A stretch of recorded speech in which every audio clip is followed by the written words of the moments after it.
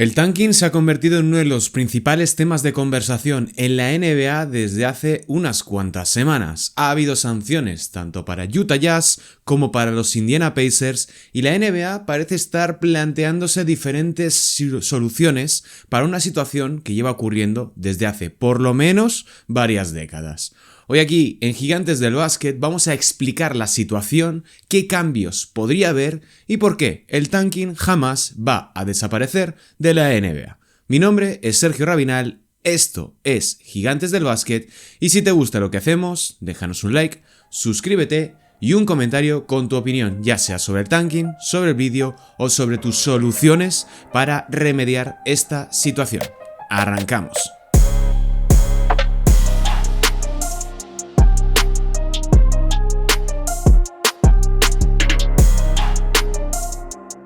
Hola, ¿qué tal? Bienvenidos un día más aquí a Gigantes del Básquet para hablar del tanking, que es un tema que no habíamos tratado por ahora de manera directa aquí en el canal, y la verdad es que las últimas noticias, las últimas informaciones, declaraciones y sobre todo el hecho de que esté el tema encima de la mesa desde hace unos cuantos días, la verdad es que aprovechando esta pausa del All-Star que retornará la acción a las canchas en la noche del jueves al viernes, que tendremos multitud de partidos, pues quería aprovechar este tramo también que estamos en periodo previo a la Copa del Rey y están el resto de las competiciones detenidas para hablar un poco de esto, para hablar del tanking, porque parece que estos últimos días se haya convertido en el único tema de conversación fundamental, más allá de lo que haya ocurrido en el All-Star y lo que haya ocurrido en el final del mercado de traspasos. Pero ha sido una cuestión recurrente o que siempre vuelve más o menos por estas fechas, donde parece que la competición está completamente adulterada porque hay un número concreto de equipos que están ya pensando en la próxima temporada y que la liga está ahora mismo muy preocupada, según las declaraciones de Adam Silver, que aquí os traigo para que podamos poner en contexto todo de lo que vamos a hablar posteriormente. Bueno, como siempre, en la noche del All-Star Game, en la tarde de Los Ángeles, el comisionado de la NBA, Adam Silver, hizo una rueda de prensa donde habló largo y tendido sobre diferentes cuestiones. Una de ellas es el tanking. El tanking es perder de manera deliberada para mejorar tus probabilidades de conseguir una elección de lotería de cara al draft que sea más alta. Y me he destacado tres declaraciones de Adam Silver. Y empezaba con una pregunta retórica. ¿Estamos viendo un comportamiento que es peor este año de lo que hemos visto en la memoria reciente? Y decía él, sí, en mi opinión sí. Lo cual fue lo que llevó a la NBA a esas multas. Lo que decía, $500,000 a los Utah Jazz y $100,000 a los Indiana Pacers. Y no solo a esas multas, sino a mi declaración de que vamos a estar mirando de cerca la totalidad de todas las circunstancias esta temporada en términos de comportamiento de los equipos y muy intencionalmente queríamos que los equipos estuvieran avisados. Es decir, la multa que recibieron Pacers y Jazz es un aviso a navegantes de que si pierden de manera deliberada van a recibir una sanción, aunque es extraño porque esa semana los Jazz y los Pacers acabaron con una victoria y 2 derrotas, que tampoco es un drama teniendo en cuenta lo que hemos visto en años anteriores respecto del tanking. Otra de las declaraciones que me he destacado es que decía Silver que queremos tener una competición justa, queremos tener sistemas justos y mantener un ojo en los aficionados, lo más importante, y su expectativa de que vamos a presentar el mejor producto. La NBA siempre ha estado en contra del tanking explícito, es decir, de que un equipo sea malo a conciencia, que no sea malo de manera orgánica, es decir, una distinción entre los Pelicans actuales o los Kings actuales, que son malos porque son un equipo que no funciona, o los Detroit Pistons de 2024 que perdían de manera sistemática porque no funcionaban, más allá de que fuera un equipo construido para perder, pero perdían por encima de sus posibilidades respecto, por ejemplo, de unos Utah Jazz actuales, de unos Brooklyn Nets, de unos Indiana Pacers, que sí que podemos decir que tienen miembros también y activos como para poder competir por algo más que ser uno de los peores equipos. Pero la cuestión aquí estriba en que cuanto peor eres, más opciones tienes de acabar teniendo una mejor elección de draft. Luego hablaremos de la cuestión de las probabilidades, pero creo que hay que tener en cuenta que desde la perspectiva de un equipo que no va a llegar a playoffs, que no tiene opciones incluso de entrar en play-in o que no le interesa entrar en play-in, tiene más sentido pensar a futuro. Es una decisión muy de despacho, contraria en muchas ocasiones a los aficionados, pero que cualquier aficionado de unos Kings, de unos Pelicans, de unos Jazz, de unos Indiana Pacers, va a decir, prefiero tener un año malo, una temporada que sea para el olvido desde el punto de vista deportivo, si a cambio puedo tener un Darrell Peterson, un A.J. Divansa, un jugador que me cambie completamente el futuro de mi franquicia, porque con estos jugadores que ahora mismo están en mi plantilla, es muy difícil que pueda alcanzar mis objetivos de poder ser un equipo relevante en la NBA, porque hay que tener algo en cuenta. La NBA es muy polarizante en el sentido deportivo, es decir, las medianías están condenadas a la indiferencia, a la zona de play-in, a ser unos Chicago Bulls, unos Miami Heat en los últimos años, que están atrapados en esa zona intermedia entre el 11º y el 9º puesto de la conferencia, donde no vas para arriba, pero tampoco para abajo. Y eso es lo peor que te puede ocurrir en la NBA actual, donde no eres lo suficientemente bueno como para luchar por el anillo o dar la pelea por los playoffs, y al mismo tiempo tampoco suficientemente malo como para tener una de las peores elecciones. Bueno, una de las mejores elecciones, uno de los peores puestos en el draft.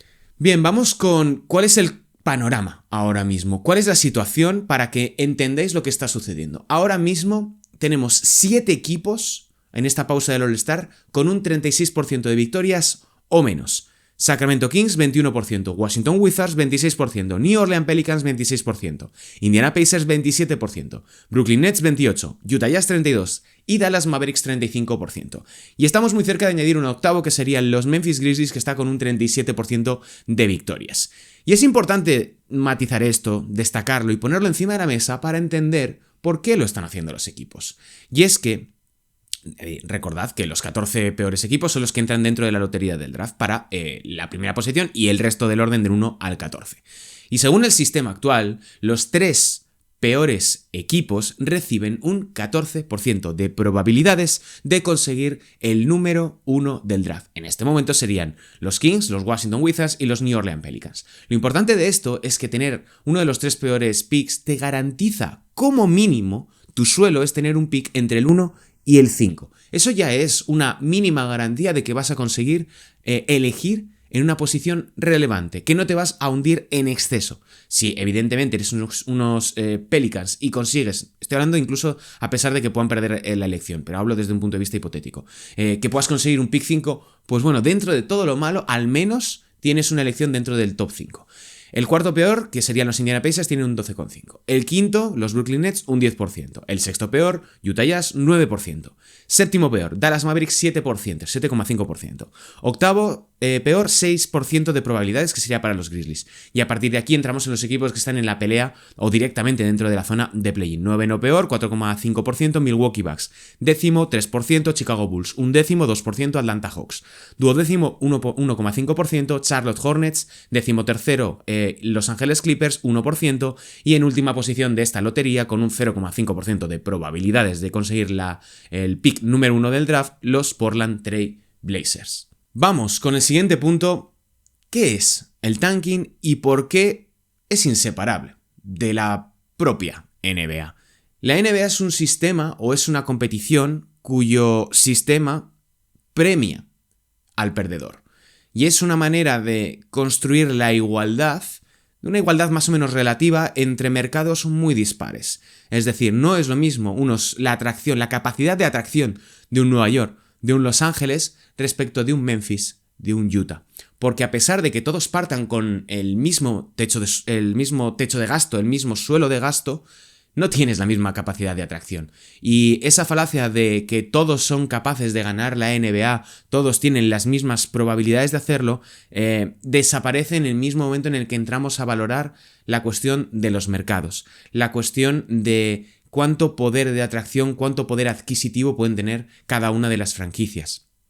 Y el draft es la manera menos mala de permitir que un equipo pueda volver a ser relevante o empezar a ser relevante con un jugador que no tiene la capacidad de elegir su destino.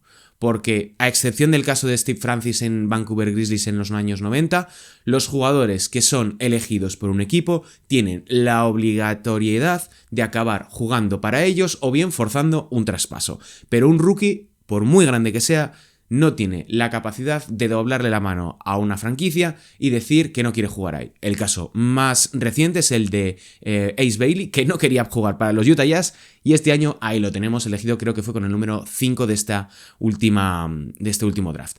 Y el tanking es la estrategia definitiva para poder ayudar a estos equipos a construir un equipo, a construir una plantilla que tenga sentido y sea mínimamente capaz de poder salir de ese agujero que antes mencionábamos. Para mí, el tanking es una estrategia igualmente válida que atraer jugadores en la agencia libre, que forzar un traspaso para llegar a los playoffs o liberar salarios para ahorrarle dinero al dueño. ¿Por qué está mal visto que un equipo mejore sus probabilidades para mejorar a través de perder dentro de una temporada de 82 partidos donde puede pasar de todo? Una liga como la NBA con 30 equipos, es normal que haya equipos malos, de la misma manera que hay equipos buenos y equipos mediocres. Tiene que haber de todo una competición tan larga, tan amplia y que da margen a tantas cosas. Otra idea es la cuestión un poco infantil o ingenua de pensar que todos los jugadores buscan ganar, que todos los equipos buscan ganar y que si no ganas, pues estás fracasando en esto. Hay veces en las que no. Para ganar a veces hay que perder y hay que pasar por valles como estos donde se tenga que uno encontrar de nuevo su identidad y construir, en cierta medida, un nuevo futuro, sobre todo teniendo en cuenta que no hay ascensos y no hay descensos en la NBA. Bien, para mí, como os digo, es imprescindible en la NBA que exista el tanking, que exista la capacidad de elegir tu futuro a través de la derrota. Y no pasa nada por perder. Hay equipos que llevan perdiendo años de manera orgánica y nadie ha dicho nada, porque unos Utah Jazz o unos Indiana Pacers decidan empeorar a nivel deportivo para mejorar a futuro, está mal. Cabe recordar que los Oklahoma City Thunder de este último año son construidos alrededor del draft, de jugadores jóvenes. ¿Y por qué está mal que lo haga Utah, que lo haga Indiana, mientras Oklahoma City en el año 2020-2021 sentó a Shai Gilgeous-Alexander y a Al Horford cuando tenían bastantes opciones de entrar en el play-in, porque eso mejoraba sus opciones de elegir en primera ronda a un jugador relevante? Porque eso está mal y lo de los Thunder está bien, lo ensalzamos y decimos qué fantástico y qué maravilloso es tener a un equipo construido alrededor del draft. Para construir alrededor del draft, tú tienes que perder, tú tienes que tener mal balance y unas buenas probabilidades de victoria, unas buenas probabilidades de lotería. Otra cosa es que tengas la fortuna y lo hagas genial, como casos de los San Antonio Spurs a principios del siglo XXI o Denver Nuggets, que construye su equipo campeón alrededor de una segunda ronda del draft, como fue Nikola Jokic. Otro tema que me parece también interesante es por qué ahora es tan importante que se hable del tanking. Que afecta esto a las apuestas, que afecta a las probabilidades y a los mercados y eso hace que las casas de apuestas pierdan dinero, que Oklahoma City tiene interés porque el pick de los Utah Jazz caiga en sus manos, porque si baja del número 8 pone rumbo a Oklahoma City, pero si va del 8 al 1 va para Utah Jazz y no consiguen convertir esa elección. Es bastante interesante esto, porque a mí me despierta un poco de una sonrisa irónica el hecho de la hipocresía que hay con el tanking, porque es que el tanking, insisto, no es más que la respuesta a un sistema. El sistema está diseñado para esto. ¿Por qué está mal tanquear? Y a partir del mes de mayo solamente hablamos del draft y de lo que va a suponer que llegue Cooper Flagg a los Dallas Mavericks. ¿Cómo va a cambiar a los San Antonio Spurs que Dylan Harper desembarque en San Antonio Spurs? Es un sistema que premia a los equipos que son peores para alcanzar una elección alta de primera ronda. Y es el propio sistema, de la misma manera que ponemos en valor los equipos que son campeones, que luchan por el anillo. Los otros conjuntos también están luchando por sus diferentes objetivos. Que desde un punto de vista, desde una ética concreta, está mal visto. Fantástico, pero es el sistema, es la NBA quien ha promovido esta situación. Y el tanking también en cierta medida es una respuesta al actual convenio colectivo, porque cuantos más jugadores tienes tú en contrato en escala rookie, es decir, contratos muy bajos, por debajo del nivel de mercado que puedan tener estos jugadores, es más fácil que tú, lo primero, tengas más flexibilidad salarial, que tengas más opciones de posteriormente mejorar, que si estás, por ejemplo, el caso de los Sacramento Kings, que me perdonen los fans de los Kings, que si tienes un equipo repleto de veteranos que cobran todos por encima de los 20-25 millones. Porque si eso no funciona, estás atado de pies y manos, probablemente entres en el impuesto de lujo para conseguir, por lo que estamos viendo en esta temporada, hasta el momento 12 victorias totales. Y si no, pensad en San Antonio Spurs, es un equipo que tiene ahora mismo a Victor Wembanyama, Stephon Castle y Dylan Harper, que son, al menos los dos primeros, dos de sus tres mejores jugadores junto con De'Aaron Fox, que es el único que cobra un salario máximo. Esto es lo que les puede permitir en el corto plazo hacer movimientos mucho más arriesgados porque tienes ese jugador que es Wemby rindiendo muy por encima de su nivel respecto del salario que está cobrando alrededor de, creo que son 10-12 millones de dólares, que es muy poquito para lo que verdaderamente es, que es un jugador ahora mismo de un máximo o un super máximo. Y el problema actual que estamos viviendo en la NBA respecto del tanking, que para mí no es un problema, pero sí que es un tema importante dentro de la agenda de lo que se habla en la NBA, es consecuencia de una reacción por parte de la NBA para cambiar el sistema de lotería. Hasta el año 2017, que es cuando se cambia de cara al draft de 2019, las probabilidades de conseguir el pick número 1 eran completamente distintas. En ese periodo, entre 2014 y 2017, los Philadelphia 76ers fuerzan a la liga a modificar sus probabilidades. ¿Por qué? Porque se dan cuenta de esto que estamos hablando, de que si yo pierdo, yo aumento mis probabilidades de conseguir un número 1 del draft, puedo reconstruir de manera más sencilla, porque buena parte de los proyectos que han sido ganadores en la historia del NBA lo han hecho a través del draft. San Antonio Spurs, Los Ángeles Lakers en cierta medida, tanto en los 80, como en los años 2000 con Kobe Bryant y compañía, conjuntos como, no sé, como los Chicago Bulls también de Michael Jordan, Houston Rockets con Hakeem Olajuwon, que también es otro tema interesante desde el punto de vista de la lotería, pero el modelo Sixers de Sam Hinkie de tanquear de manera explícita, de manera evidente y ser un mal equipo de manera deliberada es lo que lleva a la NBA a reaccionar para intentar cortar ese tanking sangrante, ese tanking abusivo, que es lo que evidenciaba una situación que no le gustaba a la NBA. Hasta 2018, el peor equipo de la liga, el conjunto con peor balance de victorias, tenía un 25% de probabilidades, que tampoco es un 11% más de lo que estamos viendo actualmente.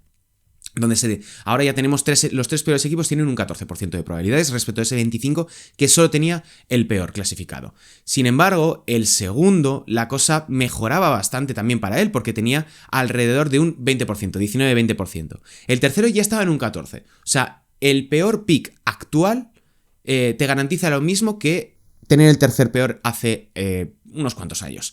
El cuarto tenía 13% de probabilidades, el quinto 8% y así sistemáticamente hasta llegar a un 0, algo por ciento en el 14º puesto. El cambio hizo que el tanking explícito de los equipos malos desapareciese, pero no ha hecho que desaparezca el tanking como tal, sino que lo ha democratizado mucho más y ha ampliado los márgenes de los equipos que están en la pelea por la elección de primera ronda, el primer pick del draft. ¿Por qué? Porque lo hemos visto con los Dallas Mavericks o con los New Orleans Pelicans hace unos años con Anthony Davis.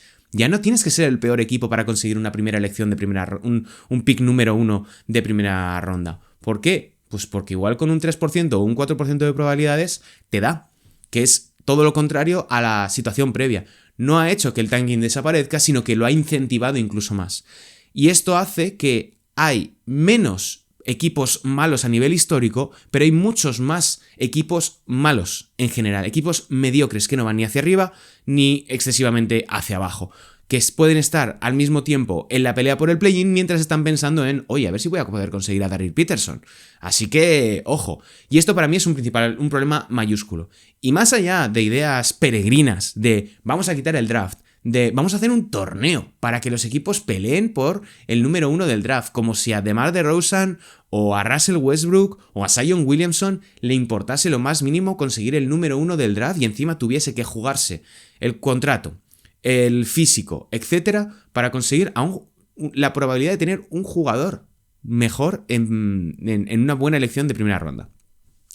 Yo tengo varias ideas en ese sentido y creo que también habría que reducir el periodo de lotería, es decir, que gracias al play-in pues nos quitamos los 4 últimos equipos o incluso más, es decir, que la lotería del draft fuese solamente me lo invento ahora mismo, entre el 7º y el 10º peor clasificado y que a partir de ahí se ordenase en función de la clasificación final de la temporada como ha ocurrido y como ocurre en el resto del draft.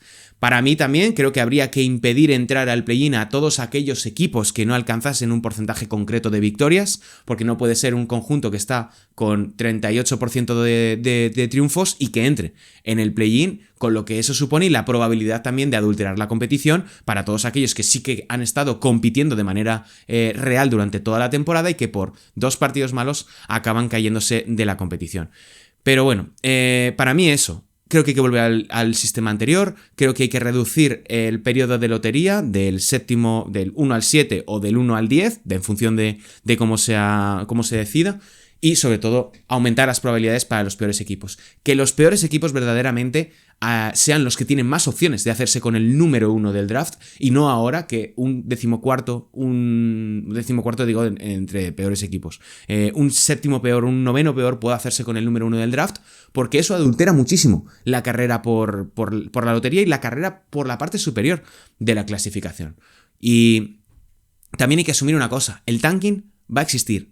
Va a seguir existiendo en tanto en cuanto siga habiendo un sistema basado en draft. Porque el draft es una manera inmejorable de la NBA de establecer un origen para sus jugadores, un inicio de sus carreras y un control y un reparto para todos aquellos mercados que no pueden acceder a esos jugadores.